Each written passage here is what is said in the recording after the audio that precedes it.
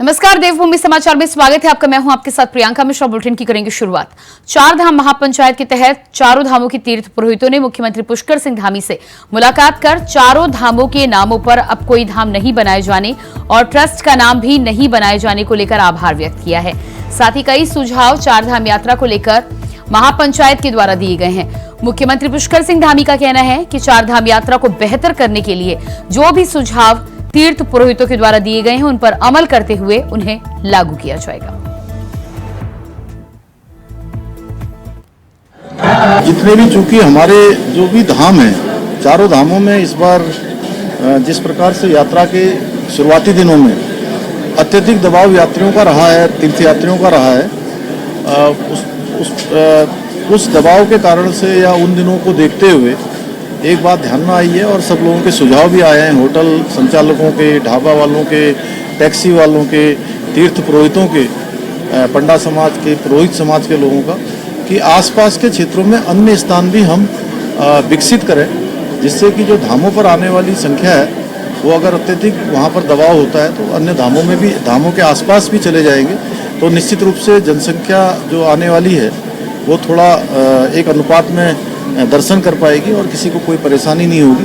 इस दिशा में हम तेज़ी से काम कर रहे हैं और नया मार्ग हो।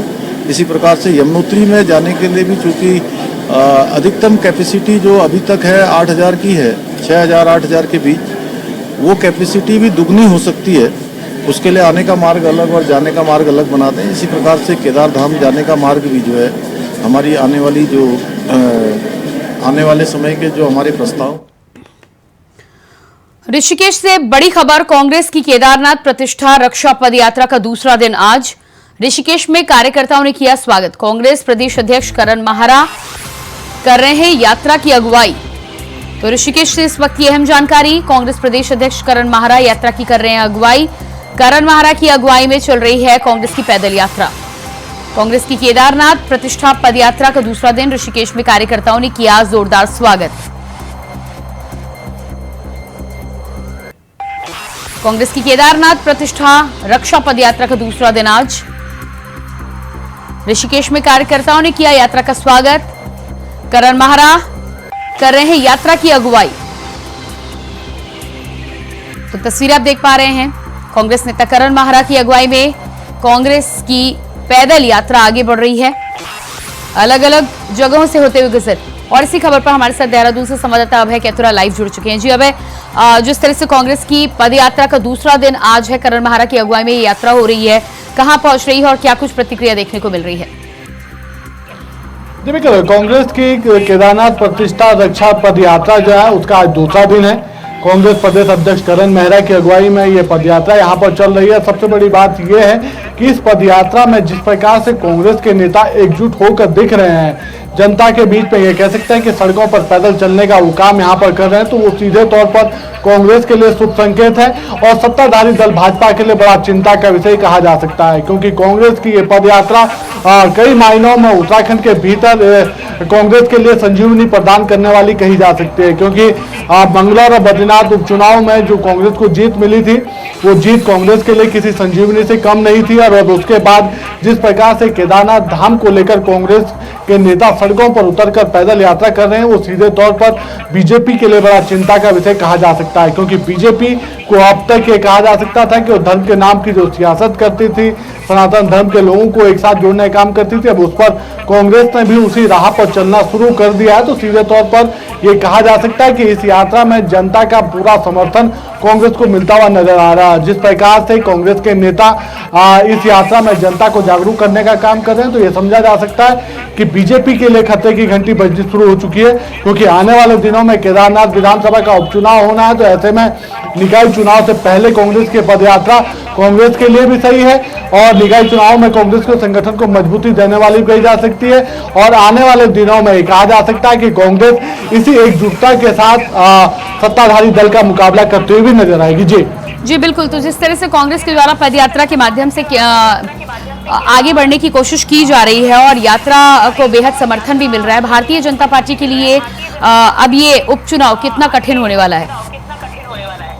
तो बिल्कुल इसे इस रूप में समझ सकते हैं कि केदारनाथ धाम में केदारनाथ विधानसभा का जो उपचुनाव यहाँ पर होना है, उस उपचुनाव में दोनों ही दलों के लिए सबसे बड़ी चिंता का विषय कह सकते हैं कि जो दिवंगत विधायक शैला रानी रावत रही है वो भी कांग्रेस की पृष्ठभूमि से आई थी। यानी 2016 में जब सत्ता परिवर्तन की बातें चली थी तो कांग्रेस के जिन 10 विधायकों ने अपना पाला बदलने का काम किया था उसमें केदारनाथ से विधायक शैला रानी रावत भी थी और वो भी भाजपा के पाले में चली गई थी। अब 2022 में वो पुनः इस सीट से चुनाव जीतकर यहाँ पर आई थी। तो ऐसे में समझा जा सकता है कि कांग्रेस के लिए ये सीट पहले से ही काफी मुफीद यहाँ पर रही है और जिस प्रकार से कांग्रेस केदारनाथ धाम को लेकर ये पदयात्रा यहाँ पर शुरू करने जा रही है तो ऐसे में समझा जा सकता है कि केदारनाथ के इस विधानसभा उपचुनाव के लिए कांग्रेस अपनी जमीन को और मजबूत यहाँ पर करने का काम कर रही है। भाजपा भले ही जीत के दावे यहाँ पर कर रही हो, संगठन बड़ा होने के बाद यहाँ पर बीजेपी कर रही हो, लेकिन बीजेपी के लिए ये बड़ा इस समय चुनौतीपूर्ण समय कहा जा सकता है क्योंकि 2 उपचुनावों में उसे पहले ही यहाँ पर हार मिल चुकी है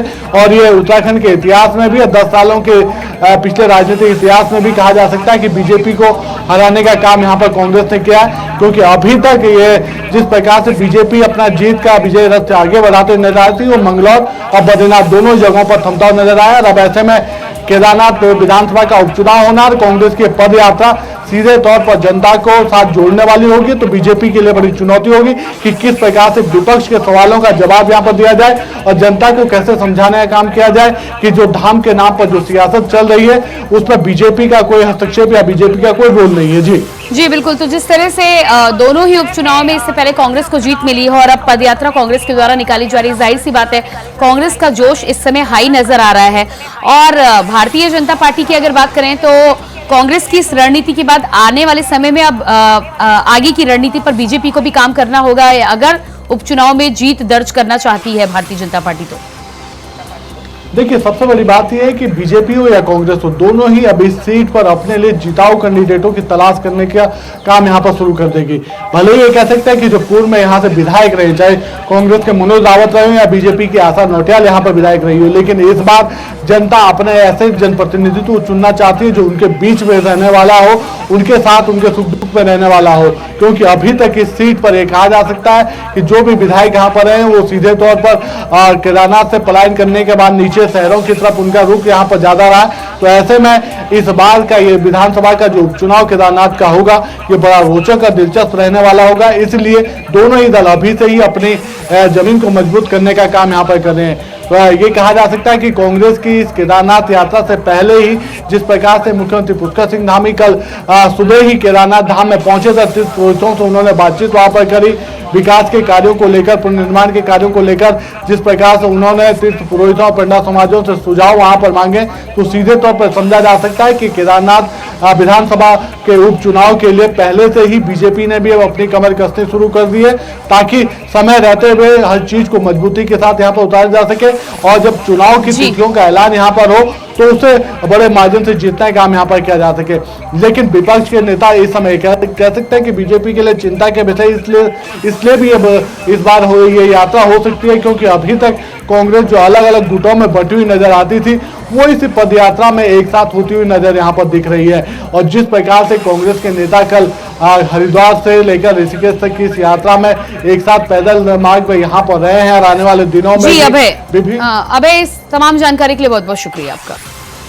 और इसके बाद बात करेंगे अगली खबर को लेकर। यमकेश्वर विधानसभा क्षेत्र के दुगड्डा की पहाड़ियों में बसा घनी आबादी वाला आमसौड़ इलाका पलायन की कगार पर पहुंच चुका है। बादल फटने की घटनाएं होने के बाद ग्रामीण यहां पर डरे हुए हैं।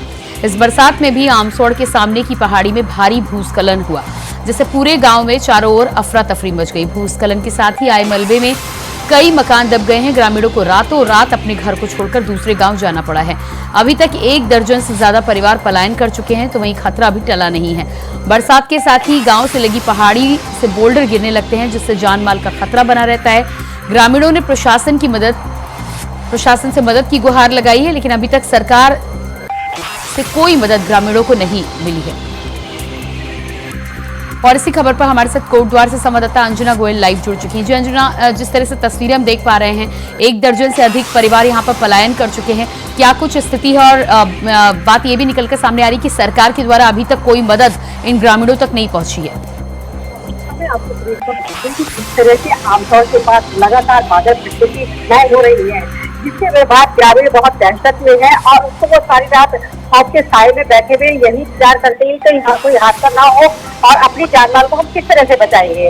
वही पलायन पहाड़ों का पहले से ही एक बहुत बड़ा मुद्दा है और बरसात के समय पर ये ग्रामीण जो है बहुत ज्यादा पलायन कर जाते हैं। अभी आपने देखा हो 10 से 12 परिवार ऐसे हैं जो पलायन कर चुके हैं और उनकी प्रशासन की तरफ से कोई सुध भी नहीं ले रहा है कि कोई उनकी जानकारी दे कि किसी तरह की कोई समस्या उनके सामने तो नहीं आ रही है। प्रशासन सिर्फ वादों के सिवा और कुछ प्रशासन से नहीं मिलता है। जी बिल्कुल, तो प्रशासन के द्वारा कोई मदद नहीं मिली है। 1 दर्जन से अधिक परिवार पलायन कर चुके, कितने और परिवार वहां पे बचे हुए हैं और क्या मांग की जा रही है, किस तरह की स्थिति में इस समय रह रहे हैं? उनका कहना है कि जिस तरह से हम यहाँ पर कभी भी बादल फट जा रहा है और बोल्डर नीचे आ रहे हैं, बड़े बड़े बोल्डर हमारे घरों पर आ रहे हैं, इससे कभी भी हमारे मकान भी धराशायी हो सकते हैं। और जब रात का समय होता है तो जंगलों में रहने के लिए वैसे भी इंसानों को जंगली जानवर से संघर्ष करना पड़ता है, जिस कारण वो कभी भी उसमें मकानों में ही उनकी कब्रियां बन सकती है। ऐसे में प्रशासन से उन्होंने गुहार लगाई है, लेकिन प्रशासन गहरी नींद सोया हुआ है। जब कोई हादसा हो जाता है, जान माल की कई जानें चली जाती है, तब प्रशासन को याद आता है कि हमें कुछ कर लेना चाहिए था। जी बिल्कुल, तो कुल मिलाकर यहाँ पर ये कहना है कि सरकार पूरी तरह से इस क्षेत्र की अनदेखी कर रही है। ग्रामीणों में लगातार आक्रोश भी है। कितने ग्रामीण वहां पर इस समय बचे हुए हैं, जिस तरह से पलायन की बात निकलकर सामने आ रही है, और वहां से पलायन करने के साथ ही साथ सरकार से क्या मांग की जा रही है? अगर मांगे नहीं मानी जाती हैं तो अगला कदम क्या कुछ होगा ग्रामीणों का? इस मौजूदा समय में भी इस वक्त वहाँ पर कम से कम 8 से 10 परिवार रह रहे हैं और उनका सिर्फ यही कहना है कि कम से कम बरसात का जो सीजन चल रहा है उसमें हमें कुछ फौरी तौर पर राहत मिल जाए, जिससे हम अपनी जान माल की सुरक्षा कर सके। और लाखों रुपए की लागत से जो लोग अपना मकान बनाते हैं उनके मकान वहाँ ध्वस्त हो जाते हैं। हालांकि पहले बात तो प्रशासन से कोई मदद नहीं मिल पाती है, अब मिलती भी है तो फिर ये नाम मात्र की मदद मिलती है जो कि उनके लिए कोई खास नहीं होती है। उनका कहना है कि हम जब यहाँ पर रह रहे हैं तो प्रशासन को सड़क है, अन्य सुविधाएं हमें ढंग से मिलनी चाहिए, अच्छे से नहीं मिल पा रही है। प्रशासन नहीं इन चीजों को बार बार कहता है। वहीं जनप्रतिनिधि की भी यही स्थिति है कि वो वोट के समय पर तो इन ग्रामीणों में जाते हैं, लेकिन उसके बाद जब वहाँ पर ये समस्याएं आती है तो ना तो कोई जनप्रतिनिधि जाता है न ही प्रशासन जाता है। जी बिल्कुल, तो कुल मिलाकर शिकायतें यहाँ पर ग्रामीणों की बनी हुई हैं और ऐसी दुर्गम स्थिति में भी ग्रामीण वहां पर रहने को मजबूर हैं। सरकार के द्वारा जिस तरह से कोई मदद नहीं की जा रही, किस तरह की मदद चाहते हैं? क्या विस्थापित होकर दूसरी जगह रहने की मांग की जा रही है? क्या खास मांगे हैं? जी हाँ, उनका कहना है कि जिस तरह से बरसात में बोल्डर वहाँ पर आ रहे हैं, ऐसे में हम कभी भी किसी को भी कोई भी परिवार वहाँ पर दबकर बढ़ सकता है। ऐसे में हमें विस्थापन की स्थिति अगर विस्थापित कर दिया जाए तो हमारे लिए भी एक जान माल का जो खतरा लगातार बना रहता है वो भी उससे भी हमें निजात मिल जाएगी। साथ ही उनका कहना है कि इन ग्रामीण जो क्षेत्र है, ग्रामीण क्षेत्र है, उनके लिए सरकार को या जनप्रतिनिधियों को कुछ ऐसी रणनीति तैयार करनी चाहिए जिससे ये बरसात में जो जिस तरह के खतरे वहाँ पर पैदा होते हैं उनसे निजात मिल सके। तो कुल मिलाकर वो चाहते हैं कि मानसून को लेकर तैयारियों में जो कमी देखी गई है उसको लेकर सरकार को ज्यादा संजीदगी से काम किया जाना चाहिए था, और लापरवाही का नतीजा यहाँ पर ये तमाम परिवार जो हैं, 10 परिवार पहले ही पलायन कर चुके हैं। आप जानकारी दे रही हैं कि 8 से 10 परिवार वहां पर अभी भी रह रहे हैं। तो पूरी तरह से सरकार के द्वारा अनदेखी का शिकार ये परिवार हो रहे हैं। जी हाँ, सरकार और जनप्रतिनिधि दोनों की अनदेखी का शिकार ये लोग हो रहे हैं। पहाड़ों की स्थिति बहुत ज्यादा दयनीय है। वहाँ पर सिर्फ वोट के समय पर ये लोग जाते हैं, उसके बाद कोई देखने उन्हें नहीं जाता कि साल में जा रहे हैं। कई बार ये लोग बीमार हो जाते हैं तो उन्हें चारपाई पर या किसी कंधे पर किसी और तरीके से अस्पताल तक लाया जाता है। मतलब देखा जाए तो पहाड़ों की स्थिति कुल मिलाकर के बहुत ज्यादा खराब हो चुकी है। जी बिल्कुल अंजना, आप बने रहिएगा हमारे साथ, आपके पास वापस हम आएंगे। फिलहाल रुकते हैं एक छोटे से ब्रेक के लिए, फौरन वापस आते हैं। बात करेंगे अगली खबर को लेकर। बारिश को लेकर बड़ी खबर सामने आ रही है। बारिश ने मचाया कहर। भारी बारिश से राज्य की 100 से ज्यादा सड़कें बंद। बॉर्डर रोड, राज्य मार्ग, ग्रामीण मार्ग सबसे ज्यादा हुआ प्रभावित। पिथौरागढ़ जनपद में सबसे ज्यादा 27 मार्ग बंद। देहरादून जनपद में 18 सड़कें हुई बंद, तो वहीं चमोली में 12, रुद्रप्रयाग में 4, उत्तरकाशी में 7, नैनीताल में 3 सड़कें बंद। बागेश्वर में 6, अल्मोड़ा में 2, चंपावत में 5 और टिहरी में 5, पौड़ी में 11 सड़कें बंद। तो उत्तराखंड में जिस तरह से आप जानकारी देख पा रहे हैं, अलग अलग जगहों पर बारिश ने अपना कहर बरपाया है। बॉर्डर रोड से लेकर राज्य मार्ग, ग्रामीण मार्ग सबसे ज्यादा प्रभावित नजर आ रहा है और अलग अलग क्षेत्रों की तमाम सड़कों की जो जानकारी दे रहे हैं। पिथौरागढ़ जनपद में सबसे ज्यादा 27 मार्ग बंद नजर आ रहे हैं। देहरादून में 18, टिहरी में 5, पौड़ी में 11। ये अलग अलग क्षेत्र की जानकारी आप तक पहुंचा रहे हैं जहां पर इतनी सड़कें बंद नजर आ रही हैं। और इसी खबर पर हमारे साथ हल्द्वानी से संवाददाता अमित चौधरी बने हुए हैं, साथ ही साथ कोटद्वार से हमारे साथ अंजुना गोयल भी बनी हुई है। जी अमित, जिस तरह से जानकारी निकल के सामने आ रही है, बारिश की वजह से उत्तराखंड में अपना कहर बारिश बरपाती हुई नजर आ रही है और अलग अलग जगहों की सड़कों की जो संख्या है उससे इस बात का अंदाजा लगाया जा सकता है कि स्थानीय लोगों को कितनी दिक्कतों का सामना करना पड़ रहा होगा। बिल्कुल, देखिए लगातार मानसून की बारिश ने जो कहर इस बार कुमाऊं में बरसाया है, उससे पहले कभी ऐसा देखने को नहीं मिला, लेकिन इस बार की जो बारिश है लगातार यहाँ जो कुमाऊं के सभी 6 जिलों हैं यहाँ पर लगातार बारिश का जो कहर है वो लगातार बना हुआ है। और अभी भी मौसम विभाग की तरफ से जो चेतावनियां हैं कुमाऊं मंडल में यहाँ पर लगातार दी जा रही है।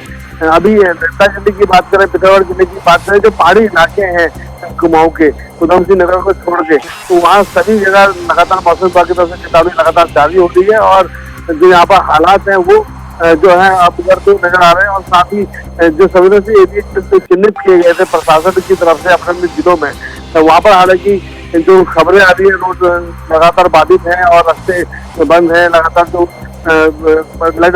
लाइटिंग है वो लगातार हो रही है। तो उसको देखते हुए प्रशासन कार्रवाई कर रहा है, लेकिन ये कार्रवाई वहाँ पर धरी की धरी रह जाती है जब लगातार बारिश होती है और दिक्कतें होती है।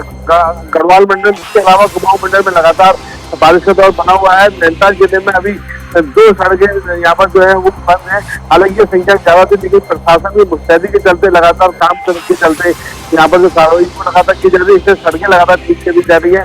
अभी जो यहाँ पर सबसे ज्यादा दिक्कत है पिथौरागढ़ जनपद में, वहाँ पर लगातार मार्ग बाधित है, तो प्रशासन की तैयारी वहाँ पर लगातार की जा रही है। और साथ ही जो मौसम विभाग की जो चेतावनी है उसके नजरिए से यहाँ पर उसके हिसाब से प्रशासन काम कर रहा है और लगातार एहतियात बरतने के निर्देश दिए जा रहे हैं।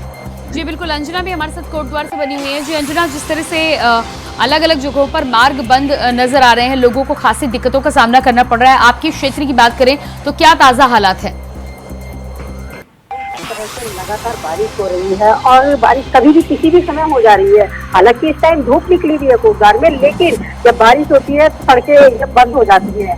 पौड़ी और कोटद्वार के बीच में बहुत सारी डेंजर जोन बन चुके हैं, जिसकी वजह से कभी भी लैंडस्लाइड हो जाती है और आवाजाही ठप हो जाती है। वहीं कल भी एक थोड़ी देर की बारिश में कई जगह पर पुष्टे भी गिर गए हैं, जिसकी वजह से लोगों को जान माल का खतरा सताने लगा है।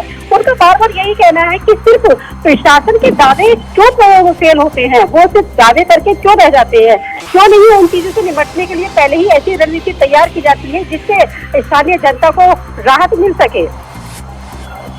जी बिल्कुल, तो यहाँ पर कुल मिलाकर जिस तरह से अंजुना जानकारी निकल के सामने आ रही है, बारिश की वजह से 100 से ज्यादा सड़कें बंद नजर आ रही हैं।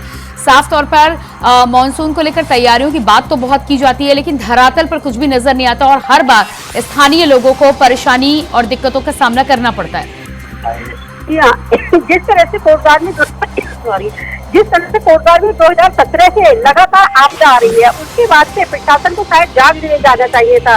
कई जाने भी यहाँ जा चुके हैं आपदा में बरसात के समय पर, लेकिन उसके बावजूद भी प्रशासन जागता नहीं है। 100 से ज्यादा उत्तराखंड की सड़कें बंद हो चुकी हैं, लेकिन फिर भी प्रशासन गहरी नींद में सोया है। वो बार बार सिर्फ एक ही बात पे अपनी सुई अटका के बैठ जाता है कि हमने तैयारी पूरी कर ली है, लेकिन जब बात धरातल पर आती है तो तैयारी ना तो कोई नजर आती है और ना ही किसी तरह की कोई हादसा कहीं कुछ हो जाता है तो प्रशासन की एकदम से मदद मिल पाती है, क्योंकि इसकी वजह सड़कें बंद हो जाती है, जिसकी वजह से वहाँ पर राहत पहुँचने में भी बहुत समस्या आती है। लोगों को खाने की सामग्री नहीं मिल पाती है, क्योंकि पहाड़ों पर जाने के लिए एकमात्र रास्ता है जो बंद हो जाने के बाद वहाँ पर राशन पहुँचाना, सब्जी आदि पहुँचाना बहुत मुश्किल हो जाता है। जी बिल्कुल अमित, जिस तरह से अंजना बता रही है, रोजमर्रा की जो जरूरतें होती हैं उनके लिए लोगों को परेशान होना पड़ता है। स्थितियां इस तरह की नहीं है और ना ही सरकार के द्वारा इस तरह के इंतजाम किए गए हैं। खासतौर से सड़कों की अगर बात करें तो बार बार ऑल वेदर रोड का हवाला दिया जाता है। सबसे पहले तो मानसून में इसकी क्या स्थिति है, दूसरी तरफ जो सड़कें बाधित हो जाती हैं उनके लिए तैयारी क्या कुछ होती है? अगर स्पेशल टीम हो और स्पेशल टीम के द्वारा उन सड़कों को वापस खोलने का तरीका हो तो क्या इसमें कमी है, क्या वजह है जो इस तरह की स्थितियां होती हैं और सरकार इनसे पार नहीं पा पाती है? हाँ देखिए, बात की जाए तो लगातार प्रशासन की ओर से हालांकि कहा जाता है कि मानसून से पहले उनकी जो तैयारियां हो पूरी है, लेकिन जिस प्रकार से अभी का जो माहौल देखने को मिल रहा है मैं खासकर कुमाऊं मंडल की बात करूँ तो कुमाऊं मंडल में जो कि बारिश का कहर ज्यादा बढ़ता है इस बार, और लगातार जो यहाँ की सड़कें वो लगातार बाधित होती हैं। यहाँ पर जो अति संवेदनशील एरिया है जहाँ पर उत्सर्जन की खबरें लगातार आती रहती है समय समय, तो वहाँ को जगह को चिन्हित हालांकि प्रशासन के द्वारा किया जाता है, और जब मार्ग बाधित होता है हालांकि तैयारी प्रशासन की रहती है, लेकिन इस प्रकार जी अमित, क्या एनडीआरएफ एसडीआरएफ की टीमें असाइन की जाती हैं, और अगर की जाती हैं तो समय पर पहुंचती हैं या नहीं पहुंचती? हाँ देखिए, मैं आपको बता दूं कि जब यहाँ पर कोई ऐसी कोई बड़ी घटना होती है तो जरूर प्रशासन यहाँ पर मुस्तैद नजर आता है, और जो यहाँ पर जो संसाधन है प्रशासन के पास उसको कहीं ना कहीं यहाँ पर पूरा इस्तेमाल करते रह जाता है। एनडीआरएफ की टीम की बात की जाए, एनडीआरएफ टीम की बात की जाए तो वो टीम उसको तैनात जरूर की जाती है और वहाँ पर पहुंचने की लगातार कोशिश की जाती है, लेकिन कई बार क्या ऐसे कारण ऐसे होते हैं कि जो यहाँ पर वो टीम नहीं पहुंच पाते, जिस कारण जो दिक्कत है वो लंबी बढ़ जाती है, और उसको लेकर के प्रशासन यहाँ पर लगातार तैयारी करता रह जाता है। और साहब यही वजह है कि मुख्यमंत्री लगातार मौसम के विभाग के नजरिए से लगातार मॉनिटरिंग खुद करते हुए जाता है, अधिकारियों को निर्देश दिए जा रहे हैं, और बारिश के बाद जिस तरह की दिक्कतें होती हैं खासकर पहाड़ी इलाकों में, क्योंकि अगर बात की जाए तो पहाड़ी इलाकों से आने वाली जो पाक सब्जी है वो भी मंडी तक नहीं पहुंच पाती है, तो उससे कहीं ना कहीं यहाँ पर जो सब्जियों के रेट है वो भी लगातार बढ़ रहे हैं। आम जिसकी भी दिक्कत है उसको है। जी बिल्कुल अमित, इस जानकारी के लिए बहुत शुक्रिया आपका। अंजना, आपका भी बहुत बहुत शुक्रिया जुड़ने के लिए। और इसी के साथ देवभूमि समाचार में फिलहाल इतना ही। खबरों के लिए बने रहिए इंडिया वॉइस के साथ। नमस्कार।